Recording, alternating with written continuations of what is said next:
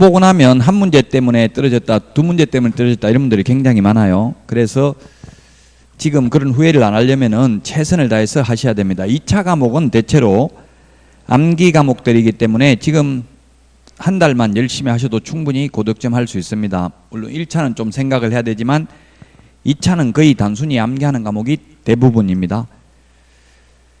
자, 그러면 오늘 3회 실전 모의고사 문제 보도록 하겠습니다. 1번 문제인데 공인중개사법령상 중개사무소 설치 기준에 관한 설명으로 틀린 것입니다. 1번이 정답인데 사무소는 면적과 관계없이 일종 근린 생활시설에는 설치할 수 없다 했는데 요거는 뭐 시험에 나올 확률이 그렇게 높진 않아요. 왜냐하면 이 면적 기준은 우리 공인중개사법에 규정되어 있는 게 아니라 건축법 시행령 3조 4의 별표에 있어요. 건축법 시행령 3조 4의 별표에 보면 30제곱미터 미만은 일종 근린 생활시설, 그 다음에 30제곱미터 이상은 이종 근린 생활시설, 500제곱미터 이상은 업무시설, 1000제곱미터 이상은 판매시설에서만 중개사무소가 가능합니다. 그래서 아파트 같은 데서는 중개사무소 할 수 없죠. 이게 건축법 시행령이 최근에 개정이 돼가지고 이제 금융업소, ATM기 이런 것도 일종 근린 생활시설에 설치할 수 있습니다. 금융업소도 은행 같은 것도 이제 30제곱미터 미만인 경우는 일종 근린 생활시설에 해당됩니다. 자, 그래서 1번이 정답입니다. 면적이 30제곱미터 미만이면 일종 근린 생활시설에 설치할 수 있습니다. 1번이 정답이고요. 그 다음 2번 개업공인중개사는 그 등록관청 관할구역 안에 한 개의 중개사무소만을 둘 수 있다. 그렇습니다. 1등록 1사무소입니다. 우리 암기 프린터 핵심 비교 정리 프린터 53번 밑에 보면은 표 밑에 보면은 이중이라는 말 들어가는 거 5개를 정리해 놨습니다. 이중 등록, 이중 소속, 이중 사무소 안 된다고 되어 있습니다. 예, 이중 사무소를 설치하면 등록을 취소할 수 있고 등록 취소 안 하면 업무 정지할 수 있죠. 그리고 또한 1년 이하의 징역이나 1000만 원 이하의 벌금에 처합니다. 이중 사무소와 처벌 규정이 똑같은 게 이동이 용이한 임시중개시설물도 이중 사무소와 처벌 규정이 똑같습니다. 3번 법인인 개업공개사의 주된 사무소와 그 분사무소는 같은 시군구에 둘 수 없다. 예, 그렇습니다. 분사무소가 지점 개념입니다. 은행으로 말하면. 그래서 분사무소는 주된 사무소가 속한 시군구를 제외한 시군구별로 설치하되 시군구별로 일개소를 초과할 수는 없죠. 그래서 주된 사무소와 같은 시군구에는 둘 수 없습니다. 만약에 서울특별시 종로구에 본사가 있다면, 주된 사무소가 있다면 종로구에는 분사무소를 둘 수 없죠. 4번 분사무소 설치 신고서는 주된 사무소 소재지 관할 등록관청에 제출해야 된다.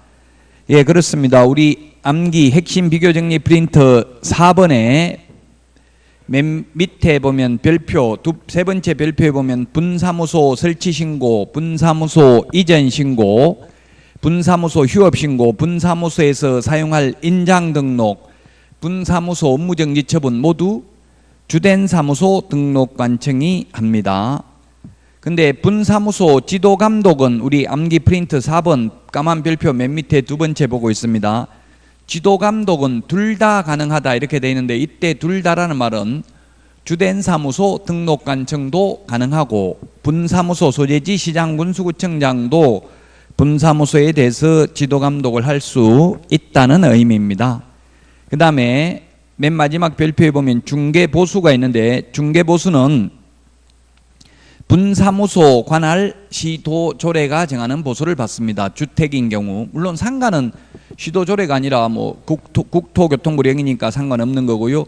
그래서 분사무소에서 중개행위를 했을 경우 중개보수만 분사무소 관할 시도조례고 그 외에는 모두 원칙적으로 주된 사무소 등록관청이다. 물론 지도감독은 둘 다라고 했고요. 그래서 4번도 맞습니다. 오히려 1번 답보다는 다른 거 2번부터 5번이 더 중요하네요. 자, 그 다음에 중요하다는 것은 기본적이고 가장 쉬운 게 중요한 겁니다. 너무 어려운 거 사이드에 있는 것만 풀면 안 되겠죠. 지금 이 시점에서는 이때까지 태어나서 한 번도 안 본 지문은 공부할 필요가 없어요. 사이드에 있는 거는 자주 봤던 것 중에서 헷갈리는 거, 이런 것을 정확하게 정리하셔야 됩니다. 자, 그 다음에 5번입니다. 분사무소 설치 신고 시에는 책임자 자격증 사본을 제출하지 않는다. 예, 그렇습니다. 우리 핵심 비교 정리 프린터 51번, 암기 프린터 51번에 보면 제출 첨부해야 되는 서류를 정리해 놨는데 그게 1번부터 5번까지 있습니다. 1번부터 5번까지. 1번 등록 신청, 2번 분사무소 설치 신고, 3번 소속 공인회사 고용 신고할 때는 자격증을 제출하지 않습니다. 직접 시도지사에게 자격증 진위 여부를 확인합니다. 근데 4번 거래정보사업자 지정 신청과 5번 매수 신청 대리인 등록 신청의 경우에는 자격증 사본을 제출하여야 합니다. 그래서 1번의 정답은 1번입니다. 오히려 틀린 것보다는 2번부터 5번이 더 중요합니다. 다음은 2번입니다. 2번 고용인. 고용인에 대해서 옳은 것 했는데 고용인이라고 하면 직원을 말합니다. 직원.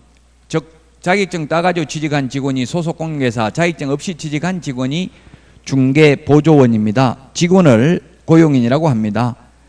1번 고용인은 실무교육을 받아야 된다 했는데 모든 직원들이 다 실무교육을 받는 게 아니죠. 자격증을 취득한 물론 실무교육, 그 다음에 직무교육, 매수신청 대리 실무교육은 사전교육이고 연수교육하고 거래사고 예방교육은 사후교육입니다. 그래서 물론 고용인이 되고 나서 교육받는 게 아니라 되기 전에 미리 받아야 된다 이 뜻입니다. 따라서 소속공인회사가 될 사람은 실무교육을 받고 중개보조원이 될 사람은 직무교육을 받아야 되죠.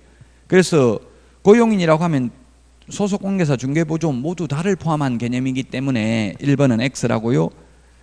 만약에 소속공인회사 될 사람이 실무교육 받아야 된다 이렇게 하면 맞겠죠.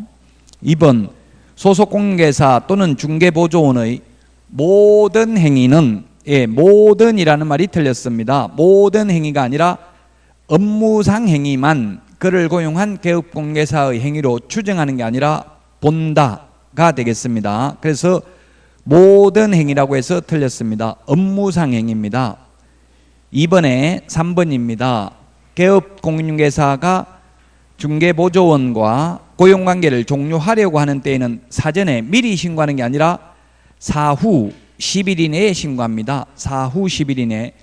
고용신고는 업무 개시 전에 미리 신고하고 고용관계 종료 신고는 사후 10일 이내에 합니다. 그래서 3번도 틀렸습니다.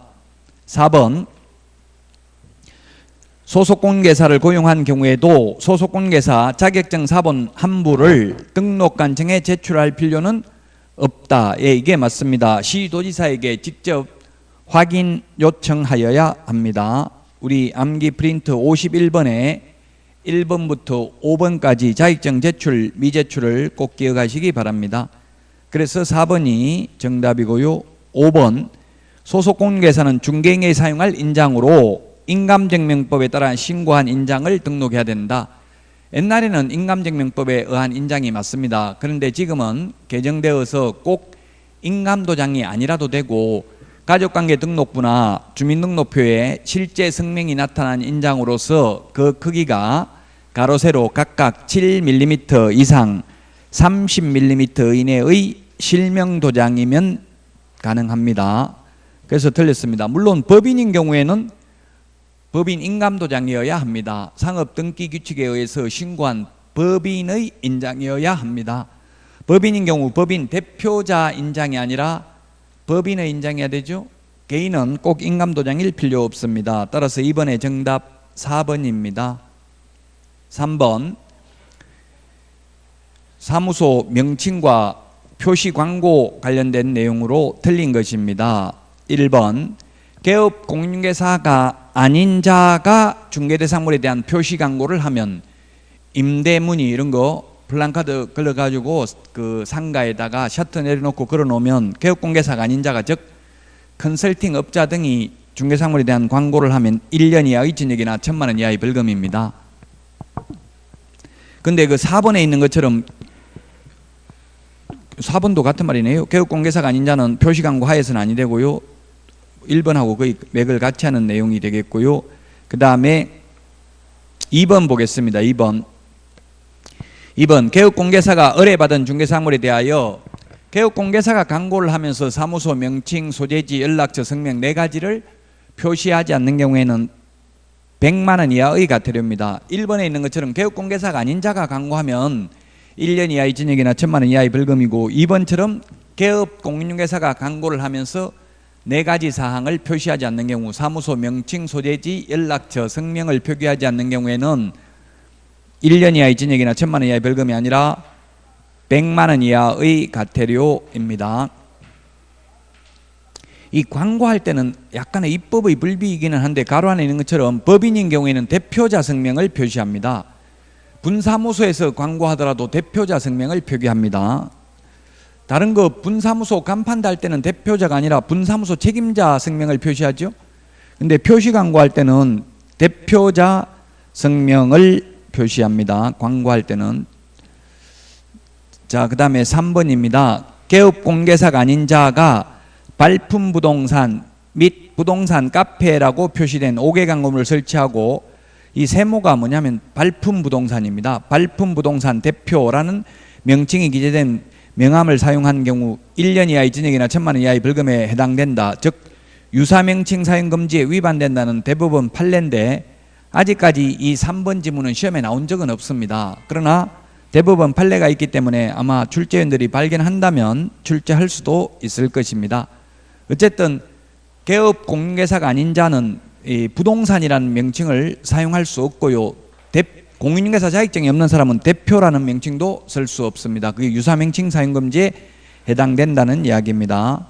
그 다음에 5번 공인중개사 자격증을 취득한 자는 중개사무소 개설 등록을 하지 않더라도 공인중개사라는 명칭은 사용할 수 있다. 왜? 자격증을 취득하면 공인중개사니까. 예를 들면 저 같은 경우 지금 개업을 안 했는데도 불구하고 명함에 공인중개사 이렇게 새겨 다닙니다. 그래도 위반이 아닙니다. 자격증을 땄기 때문에. 자격증 딴 사람이 명함에 공인중개사라고 새겨 다녀도 뭐 예를 들면 공인중개사, 뭐 부동산학 박사, 박용덕 이런 식으로 해가지고 다녀도 처벌받지 않는다는 이야기입니다. 왜? 자격증을 땄다면, 비록 등록은 하지 않았다 하더라도, 중개사무소 개업은 안 했다 하더라도, 물론 개업 공인중개사라고 명함에 새겨 다니는 것은 위반이겠죠. 자격증만 땄으면. 자격증 따가지고 공인중개사라고 새겨 다니는 건 상관이 없다. 자, 그래서 3번의 답 2번입니다. 그 다음에 4번은 뭐 시험에 나올 확률이 그렇게 높지는 않습니다. 근데 이게 주택임대차보호법 14조 2항 시행령 22조에 있는 내용입니다. 그래서 40문제 중에서는 이렇게 사이드에 있는 거 그렇게 중요하지 않은 게 간혹 출제될 수 있습니다. 지금 뭐 이거 4번을 암기하려고 하실 필요는 없습니다. 앞에서도 말씀드렸지만 태어나서 처음 보는 문제는 신경 쓰지 마시고 그냥 대충 보고 넘어가야 돼요. 너무 집착하면 안 됩니다. 어쨌든 이게 주택임대차보호법 제14조 2항 시행령 22조에 있는 내용인데요. 답은 2번입니다. 2번. 대항력 및 우선 변제권 발생 시기에 관한 분쟁은 분쟁조정위원회 심의 조정사항에 해당되지 않습니다. 왜? 대항력은 딱 법에 있잖아요. 그 주민등록 전입신고하고 이사하고 나면 다음날 오전 0시에 생긴다라고 판례도 있기 때문에 이건 분쟁 생길 게 없죠. 그래서 조정 대상이 아니고, 우선 면제권 발생 시기는 언제입니까? 대항력을 갖춘 상태에서 확정일자 받으면 확정일자 받은 당일날 생긴다라고 딱 돼 있기 때문에 이거는 다툼의 여지가 없으므로 이거는 조정 대상은 아닙니다. 2번은 명문 규정이 없습니다. 그래서 답은 2번입니다. 아직 시험에 나온 적 없고요. 최근에 신설됐기 때문에 적어놨을 뿐이고요. 자, 5번입니다. 5번. 부동산 거래 신고 등에 관한 법률은 시험에 5문제 정도 출제 예정입니다. 작년에는 물론 4문제 출제됐습니다. 옳은 것은 모두 몇 개인가 했는데, 우리 객관식 시험에서 가장 어려운 게 소위 개수형 문제 몇 개인가, 이게 가장 어렵습니다. 근데 이때까지 기출문제를 보면 가장 많이 나왔을 때 4문제 출제됐고요. 평균 2문제 정도는 출제됩니다. 40문제 중에서. 옳은 것인데 기억, 빈집 및 소규모 주택 정비에 관한 특례법 제29조에 따른 사업계획 인가로 취득한 입주자로 선정된 지위의 매매계약은 부동산거래 신고해야 됩니다. 예, 8개 법률에 의한 공급계약 또는 그 공급받은 분양권 등을 매매할 때 신고해야 됩니다. 맞습니다. 기억은. 니은은 개업 공개사의 중개로 매매계약이 체결된 경우 거래 당사자 중 일방이 국가 등인 경우에는 국가 등이 신고를 해야 된다. 틀렸습니다. 중개거래인 경우는 개업 공개사가 개입되어 계약서를 작성했으면 개업 공개사가 신고해야 됩니다. 거래 당사자 직거래인 경우는 계약 일방 당사자가 국가 등인 경우는 국가 등이 부동산 거래 신고하는 거 맞습니다. 근데 지금 이거는 문제가 뭡니까? 개업 공개사의 중개로 매매 계약이 체결된 경우, 즉 중개 거래인 경우는 반드시 개업 공개사가 해야 됩니다. 거래 당사자 직거래인 경우는 국가 등이 단독으로 부동산 거래 신고를 해야 됩니다. 디귿은 부동산 거래 신고는 잔금 지급일로부터 60일 이내에 해야 된다 했는데 잔금 지급일이 아니라 계약일로부터입니다. 계약일로부터. 물론 지금 아마 법제처 국가법령정보센터에 들어가면 30일로 개정되어 있습니다. 30일로 개정된 것은 6개월 후에 시행되기 때문에 이번 시험에는 나온다면 60일이 답입니다. 그래서 개정된 것은 볼 필요 없는데 아마 이게 60일이 안 나올 가능성이 좀 많습니다. 솔직히 말하면. 왜? 이미 30일로 바뀌어 있는데 출제할 이유가 없죠. 자, 어쨌든 잔금 지급일로부터가 아니라 계약일로부터입니다. 또 인터넷에 질문 많이 하는 게 뭐냐면 옛날에는 부동산 거래 신고 공동으로 신고해야 된다. 즉 신고서에 서명 또는 날인은 공동으로 해야 됩니다. 근데 옛날에는 제출은 거래 당사자 중 일방이 신고서를 제출해야 된다 이런 규정이 있었습니다. 근데 2017년도에 그 규정이 삭제됐습니다. 그래서 지금 신고서에 서명 또는 날인은 공동으로 해야 되는데 제출은 단독으로 제출해도 되고 공동으로 제출해도 됩니다. 누가 제출해야 되는지는 규정이 없습니다. 그 규정이 없다는 건 아무나 제출해도 상관이 없다는 뜻입니다. 옛날에는 2017년도까지는 반드시 단독으로 제출해야 된다 이렇게 돼 있었다고요. 그래서 제가 국토교통부에 그럼 같이 가면 한 명은 숨어 있어야 됩니까? 들키면 큰일 납니까? 이렇게 물으니까 그건 아닙니다. 이렇게 답변을 하더니만 빼버렸더라고요. 단독으로 제출을 해야 된다는 말을. 예, 이제는 제출은 단독으로 해도 되고 공동으로 해도 됩니다. 어쨌든 디귿 틀렸습니다. 잔금 지급일이 아니라 계약일입니다. 리얼 맞습니다. 산업입지 및 개발에 관한 법률에 따른 부동산에 대한 공급계약, 부동산거래 신고해야 됩니다. 미음이 틀렸습니다. 부동산거래 신고를 받은 신고관청은 신고 내용을 확인한 후 신고 필증을 신고인에게 즉시 교부하여야 한다. 즉시가 지체 없이로 2017년도에 모두 바뀌었습니다. 부동산거래 신고와 관련해서 모두 즉시였는데 모두 지체 없이로 다 바뀌었습니다. 2017년도에. 그럼 즉시와 지체 없이가 다르니까 바뀐 거죠. 개정이 된 거죠. 즉시는 이유 이하를 불문하고 즉시인데 지체 없이는 상당한 이유 없이 지체하면 안 될 때 쓰는 표현이 지체 없이입니다. 그래서 즉시가 더 빠른 개념이라고 봐야 됩니다. 즉시는 무조건 즉시입니다. 이유 없이, 이유 이하 불문하고. 근데 지체 없이는 상당한 이유가 있으면 지체해도 되는 게 지체 없이입니다. 상당한 이유 없이는 지체하면 안 됩니다. 자, 그래서 부동산거래 신고 등에 관한 법률, 부동산거래 신고와 관련해서 모두 즉시였는데 신고 필증 교부도 즉시해서 지체 없이, 그 다음에 정정신청, 해제신고, 변경신고 했을 때 처리도 전부 다 즉시해서 전부 지체 없이로 바뀌었습니다. 그래서 맞는 것은 답이 3번입니다. 기억하고 리얼 두 개만 맞습니다. 자, 그 다음에 6번입니다. 정정신청입니다. 우리 암기 프린터 14번에 있습니다. 주지사 종목 이렇게 암기를 했었는데 주지사 종목 우리 암기 프린터 14번에 있습니다. 그래서 정정신청할 수 있는 것은 리얼 토지 지목만 정정할 수 있습니다. 그 14번에 있습니다. 이건 암기해야 됩니다. 시험에 물론 정정 변경 신고는 해마다 나오는 건 아닙니다.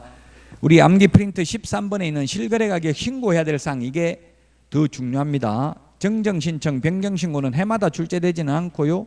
그러나 출제된 적은 있습니다. 그래서 답은 어쨌든 토지의 지목은 정정 가능합니다. 근데 주민등록번호는 정정 안 됩니다.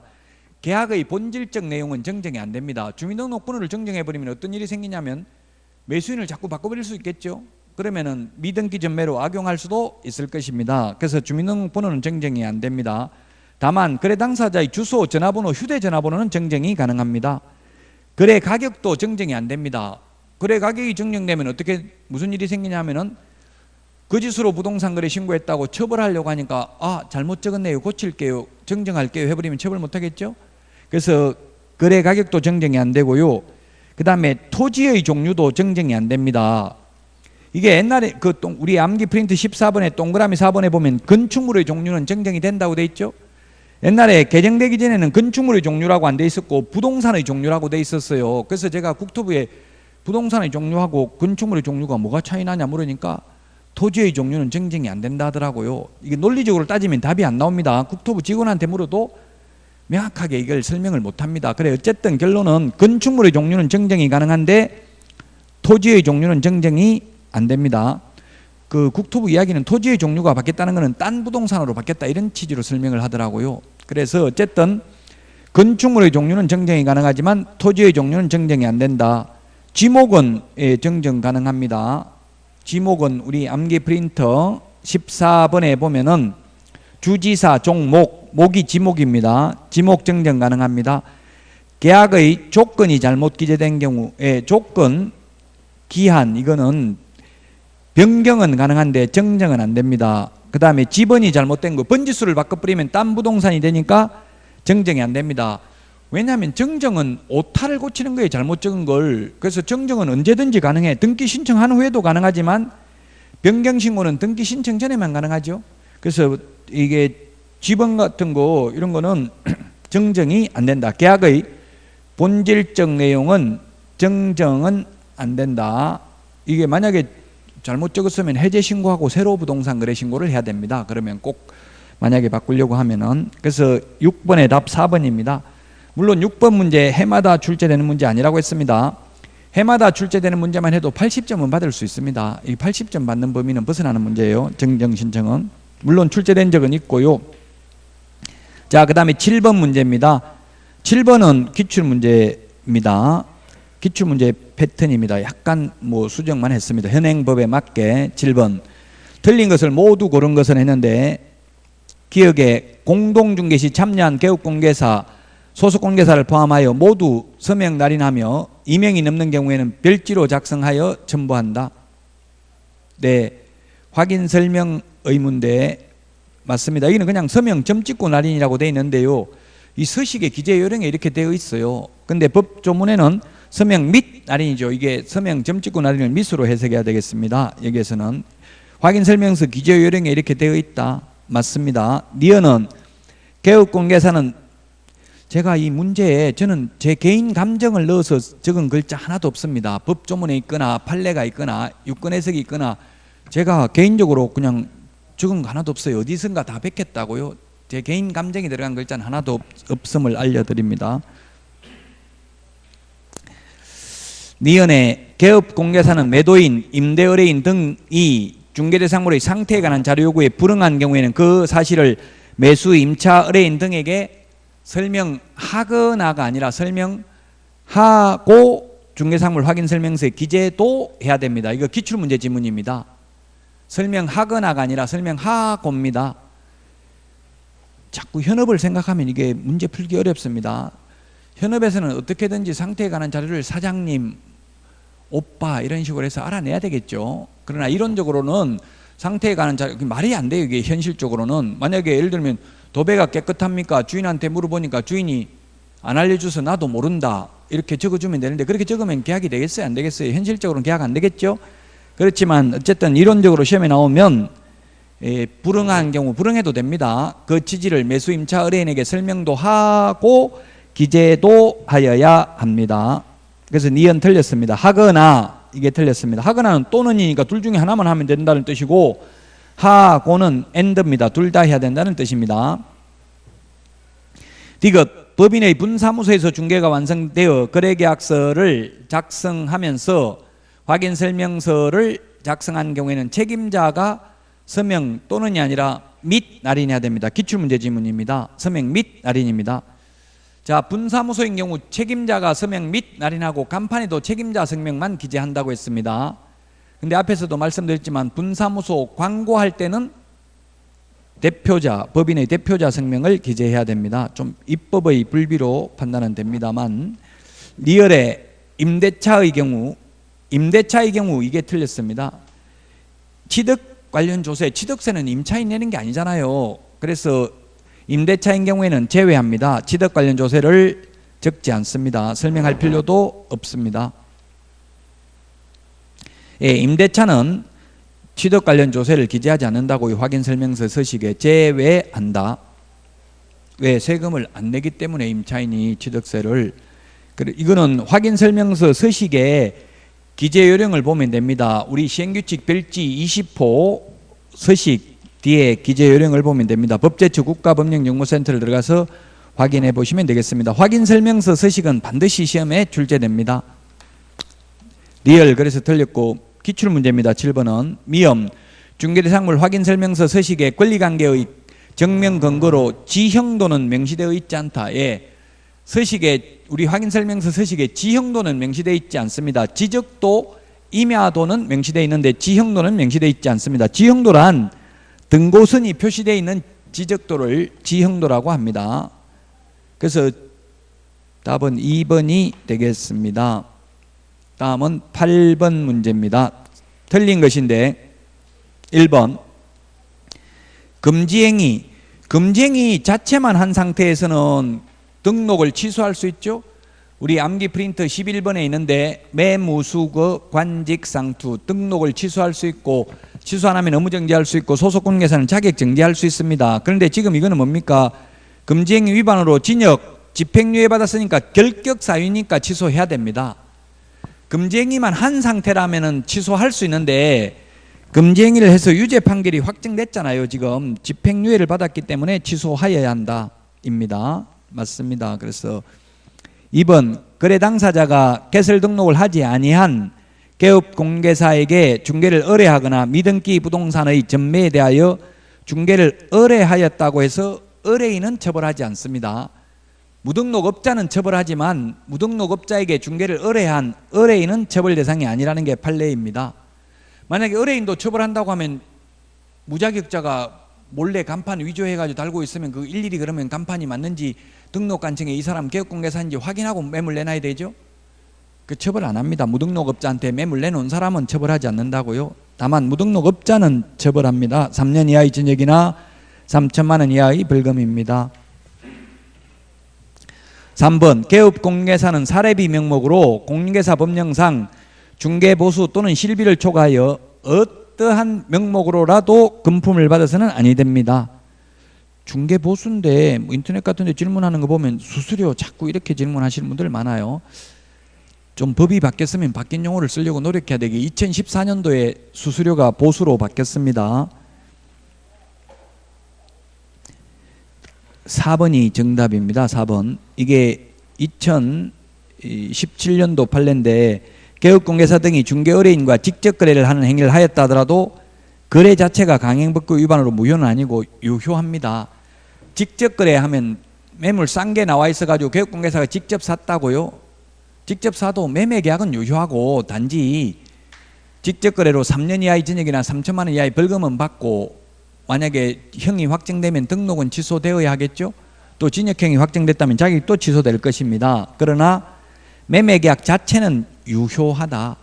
금지행위를 했다 하더라도 거래 자체는 유효합니다. 즉 중개보수를 초과해서 받았다 하더라도 매매계약은 유효합니다. 다만 중개보수 초과 약정 그 자체는 초과 부분은 강행법규 위반으로 무효입니다. 중개보수만 못 받습니다. 예를 들면 보수가 100만 원인데 1000만 원 받기로 했으면 900만 원은 못 받을 뿐입니다. 무효이기 때문에. 그러나 매매계약은 유효하다고요. 거래계약은. 판례입니다. 그래서 답은 4번입니다.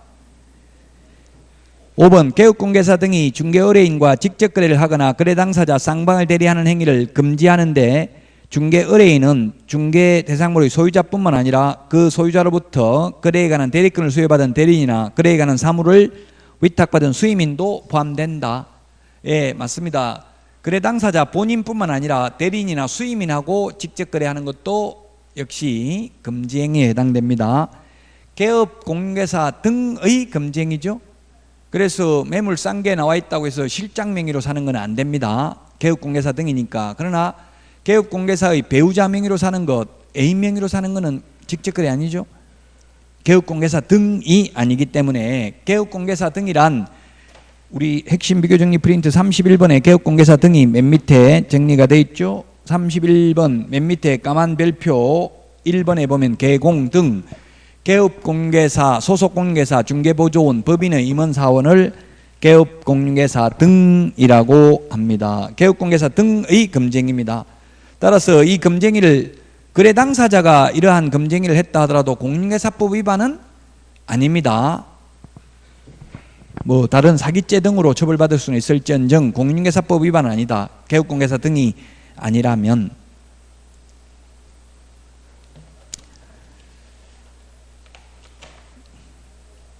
자, 그래서 8번의 정답은 4번이고요.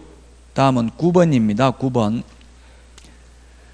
틀린 것은 했는데 틀린 것은 답은 일단 5번입니다. 독점규제 및 공정거래법 위반하여 최근 2년 이내에 2회 이상 시정조치 또는 과징금을 받은 경우 등록을 취소할 수 있습니다.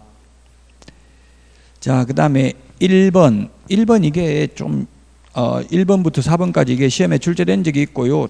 많은 분들이 이게 좀 어려워 하시는데 우리 암기 프린트 44번에 12번부터 있습니다. 44번.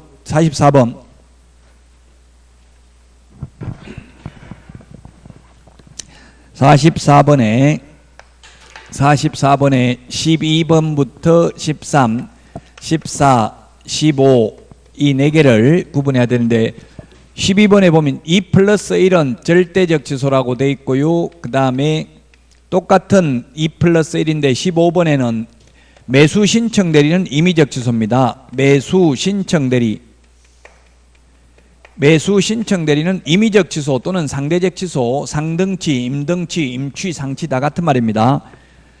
자, 그래서 업무정지 2번 받고 최근 1년 이내에 또다시 업무정지에 해당되는 위반 행위를 한 경우 중개사무소 개설 등록은 취소해야 됩니다. 그런데 똑같이 업무정지 2번 받고 또 한 번 위반 행위를 하면 매수 신청 대리는 등록을 취소할 수 있습니다. 먼저 이거 15번은 물론 시험에 잘 나오지는 않습니다. 그 다음에 13번은 12번하고 13번 이게 기출문제입니다. 이게 지금 기출문제 지문. 지금 19번에 1, 2, 3, 4번은 기출문제 지문입니다. 1, 2, 3번이 기출문제 지문이네요. 4번하고 5번은 뭐 제가 거기다 넣은 거고요. 자, 그러면 이게 또 이제 12번하고 13번하고 이걸 묻는 게 가장 많이 있던데요. 자, 한 번이 더 많은데 논리적으로 보면 지금 2 플러스 1은 절대적 취소인데 3 플러스 1이면 한 번이 더 많은데 왜 임의적 취소냐 이런 질문 굉장히 많이 해요. 맞습니다. 그래서 이 3 플러스 1 임의적 취소 거기 44번에는 적어놨는지 모르겠는데 법 38조 1항 제8호는 제외한다. 이거는 적을 수가 없어서 안 적어놨네요. 13번에 안 적어놨는데 법조문에는 보면 뭐라고 돼 있냐면은 가로 안에 법 38조 1항 제8호는 제외한다 이렇게 돼 있어요. 그 말이 뭐냐면 이미 이 2 플러스 1에 해당되는 경우에는 3 플러스 1이라도 절대적 취소한다 이 뜻이에요. 자, 그래서 뭐 이거는 업무정지 3번째니까 2번 받고 업무정지 2번 받고 업무정지 2번 받고 또다시 업무정지에 해당되는 위반행위를 한 경우입니다. 이거는 뭐 쉽게 이해되고 13번은 뭐냐면 업무정지, 그 다음에 과태료, 그 다음에 업무정지 받고 또다시 업무정지에 해당되는 위반행위를 한 경우 최근 1년 이내에 3 플러스 1인데 이거는 과태료 이게 없어도 이미 이게 2 플러스 1에 해당되잖아요. 그럼 절대적 취소다 이 말이죠. 근데 반대로 최근 1년 이내에 과태료 1번, 업무정지 1번, 그리고 과태료 1번 받고 3번 받고 또다시 업무정지에 해당되는 위반행위 1번 했다면 이거는 임의적 취소입니다. 임의적 취소. 그래서 3 플러스 1이 임의적 취소가 되려면은 반드시 과태료가 2번 이상 포함되어야 합니다. 4번 다 과태료라도 임의적 취소입니다. 이것처럼 과태료가 1번밖에 없으면 이미 2 플러스 1 절대적 취소에 해당된다 이 말입니다. 자, 그 다음에 이거는 업무정지인데 업무정지 14번은 업무정지 최근 1년 이내에 2번 이상 업무정지 또는 과태료 처분을 받고 또다시 반드시 과태료에 해당되는 위반행위를 한 경우는 업무정지 사유입니다. 자, 그래서 9번에 1번 보면 최근 1년에 2회 업무정지, 과태료 한번 받고 또다시 업무정지면 이게 절대적 취소죠. 과태료 이거 한번 빠져도 이미 2 플러스 1에 해당되잖아요. 절대적 취소에 해당됩니다. 그 다음에 2번은 최근 1년 이내에 1회 업무정지, 2회 과태료, 다시 업무정지. 요거는 임의적 취소 맞죠? 3 플러스 1 이거잖아요. 3 플러스 1인데 과태료가 2번 포함됐으니까 임의적 취소 맞습니다. 3번 최근 1년 이내에 2회 이상 업무정지 또는 과태료 처분을 받고 다시 과태료에 해당하는 위반 행위를 한 경우에는 업무정지 사유입니다. 4번은 최근 1년 안에 매수 신청 대리 규칙에 따라서 2회 이상 업무정지 처분을 받고 다시 업무정지에 해당하는 행위를 한 경우 임의적 매수 신청 대리인 등록 취소 사유에 해당된다. 맞고요. 답 5번입니다. 5번은 임의적 취소입니다. 행정처분 시험에 평균 2문제 이상 출제됩니다. 이런 것들을 정확하게, 이런 기출문제도 나왔고 또 나올 수도 있으니까 이런 걸 정확하게 기억해야 됩니다. 자주 출제 안 되는 거는 지금 와서 처음 보는 거는 가감하게 버리라고 했습니다. 너무 사이드에 있는 거 집착할 필요는 없습니다. 9번에 답 5번입니다. 다음은 10번입니다. 10번. 틀린 것은 했는데 1번 개업공개사는 업무를 개시하기 전에 손해배상 책임을 보장하기 위해서 보증보험 또는 공제가입하거나 공탁해야 된다. 예, 업무 개시 전입니다. 우리 암기 프린트 56번에 보면 보정 설정 시기를 적어놨습니다. 1, 2, 3번. 처음에 가입할 때는 미리 가입 못합니다. 등록하기 전에는 가입할 수가 없습니다. 무등록업자는 보정가입이 안 됩니다. 그래서 등록 후 업무 개시 전입니다. 또는 등록 후 등록증 교부 전입니다. 그런데 분사무소 설치 신고나 매수 신청 대리인 등록 신청의 경우에는 미리 보정 설정을 해야 됩니다. 이거 시험에 잘 나옵니다. 56번. 암기 프린트 2장에 적어놓은 거는 중요하다는 이야기입니다. 2장에 책 한 권을 2장으로 정리했기 때문에. 그래서 이 암기 프린트는 봐도 무슨 말인지 잘 모를 수 있어요. 조사 같은 걸 다 빼고 최대한 줄여놨기 때문에 무슨 말인지 여러분들이 각줄을 달아놓고 암기하는 걸 나중에 1차 시험 보고 쉬는 시간에 2차 시험 보기 전에 한번 다 읽어봐도 됩니다. 그 대신에 미리 무슨 뜻인지는 다 알 수는 있어야 돼. 이게 다 줄여놨기 때문에 무슨 말인지 모른다고 태어나서 처음 본다면. 자, 그 다음에 2번입니다. 공탁금은 사망 폐업한 날로부터 3년 이내에 회수할 수 없고요. 그 다음에 3번은 손해배상은 개업 공인중개사의 고의가실로 다른 사람에게 재산상 손해를 발생케 한 경우 손해배상 책임이 있는데 장소 제공해도 손해배상 책임이 있다라고 되어 있습니다. 중개행위 장소 제공도 재산상 손해만 배상합니다. 정신적 손해는 공인중개사법상 배상 책임은 없습니다. 답은 4번입니다. 개업 공인중개사의 손해배상 책임은 가입한 보증보험 보장 금액을 한도로 한다. 이게 틀렸죠? 법 제30조 1항에 보면 뭐라고 되어 있냐면 개업공개사의 고의 또는 과실로 인하여 의뢰인에게 재산상 손해를 발생케 한 경우 그 손해를 배상해야 된다. 이렇게 되어 있어요. 그 손해라면 손해 입힌 전액을 다 배상해야 된다는 뜻입니다. 예를 들어서 보험은 1억을 가입했는데 손해를 7억 입혔습니다. 그러면 보험회사에서 1억 물어주고 나머지 6억은 자기 개인 돈 가지고 배상해야 됩니다. 물론 1억 이것도 또 구상권 행사당합니다. 그럼 결국은 개업공개사가 다 물어내야 되는 거나 마찬가지입니다. 손해액 전부를 다 배상해야 되지 보험가입한 만큼만 배상한다 X라고요. 다만 보험회사는 보험가입한 만큼만 주겠죠. 우리 뭐 안보험 1억짜리 가입하면 1억만 주잖아요. 최대액. 그러나 보험회사는 보험가입하는 만큼 1억, 개인은 1억, 법인은 2억만 배상해 주겠지만 개업공개사는 손해액 전부를 다 배상해야 됩니다. 그래서 4번이 정답이고요. 그 다음에 5번 중개의뢰인이 개업공개사에게 소정의 중개보수를 지급하지 아니한 무상중개의 경우 손해배상 의무가 당연히 소멸된 것은 아니다. 예, 맞습니다. 만약 무상중개는 손해 확인 설명 안 해도 된다 이렇게 하면 어떤 일이 생기겠어요? 매도인이 있고 매수인이 있고 개업공개사가 있으면 매도인 파는 사람, 매수인 사는 사람, 개업공개사가 있으면 매도인이 10억만 받아주세요. 더 받는 건 다 먹어도 좋습니다. 이렇게 약속했어요. 그러면 개업공개사는 매수인한테는 설명 안 하고 10억만 받아달라 했는데 13억 받아가지고 3억 받아먹고 매수인한테 한 푼도 안 받았다 하더라도 매수인한테 설명해야 되겠죠. 못 쓰는 땅을 이거 사면 떼돈 법니다. 그냥 이런 말만 하면 안 된다고요. 그래서 무상중개, 중개보수를 안 받아도 확인 설명을 해야 되고, 확인 설명을 하지 않거나 잘못해서 손해가 발생했으면 손해배상 책임이 있다. 무상중개라도 중개보수를 받지 않았다 하더라도 중개보수 안 받으면 손해 입혀도 책임이 없다 이렇게 하면은 매도인한테만 왕창 받고 매수인한테는 보수를 안 받고 손해를 입힐 수 있겠죠. 그래서 판례입니다. 10번의 답 4번입니다. 자, 그 다음에 11번입니다. 틀린 것은 했는데 1번 중개상물 중 건축물 그 밖의 토지의 정착물이 민법상 부동산에 해당하는 건축물에 한정된다는 게 판례입니다. 건축법상 건축물이 아니라 민법상 건축물이라는 게 판례라고요. 따라서 이동식 세차장 구조물, 주유소에 우리 기름 넣으면 세차해주는 기계 이동식 세차장 구조물은 건축법상 건축물이지만 민법상 건축물이 아니므로 중개상물이 아니다. 그러므로 아무나 중개하고 보수를 받아도 공인중개사법 위반이 아니다. 1번, 2번 이게 같은 판례입니다. 지금 말하고 있죠. 2번.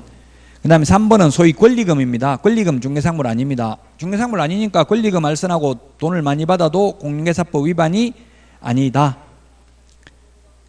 4번 공인중개사 자격이 없는 자가 거래행위를 중개하였으나 업으로 한 것이 아닌 경우 그에 따른 보수지급 약정은 무효이다. 틀렸습니다. 유효합니다. 우연한 기회에 한두 번 중개하고 보수를 받기로 했다면 사회통념상 과다하지 않는 보수는 받아도 된다. 그러나 무등록 업자는 보수를 받을 수 없죠. 업자, 지급을 하는 사람은 안 되지만 여러분이나 저는 지금 등록이 안 돼 있지만 저도 1년에 한 건 정도는 중개해요. 등록 안 돼 있어요. 지금 무등록이라고요. 무등록이라도 한두 건 했다고 처벌받지는 않는다는 이야기에 지급을 한 게 아니면 저도 친구 거 중개해주고 돈 받았어요. 개업공개사 아니지만 그건 받아도 위반이 아니다. 업으로 한 것이 아니라면 지급을 한 게 아니라면 한두 번 하고 받는 것은 상관없다. 그러나 무등록 업자, 업이라는 건 지급을 하는 거죠. 계속 반복하는 거는 무등록 업자는 예를 들어서 무자격자가 간판 개업공개사라고 간판 달아놓고 중개업을 하는 것은 처벌받죠. 그건 보수도 못 받습니다. 업으로 하는 건 안 되지만 업으로 하는 것이 아닌 경우 이렇게 돼 있잖아요. 그럼 지급을 하는 게 아니란 이야기죠. 우연히 한두 번 하고 보수받는 건 가능합니다. 답은 4번입니다. 여러분들 교재에 해설도 있죠? 해설 있습니까? 뒤에? 있어요. 예, 해설에 그 판례 사건 번호 다 적어놨습니다. 2010 다에 86525입니다. 예, 해설도 참고로 보시면 되겠습니다. 5번 중개사무소 개설 등록을 하지 아니하고 부동산 거래를 중개하면서 그에 대한 보수를 약속 요구하는 행위가 처벌 대상이 되지 않는다. 예, 미수범을 처벌하지는 못한다. 돈 달라고만 했고 실제 수령 안 했다면 처벌 못한다고요. 미수에 그친 경우는. 왜? 우리 공인중개사법은 미수범을 처벌한다는 규정이 없기 때문에 그렇습니다. 살인죄는 살인 미수도 처벌받죠. 근데 공인중개사법은 미수에 그친 경우 요구만 했지 실제 받은 게 없다면 처벌 안 받는다고요. 실제 받아야 처벌 받는다.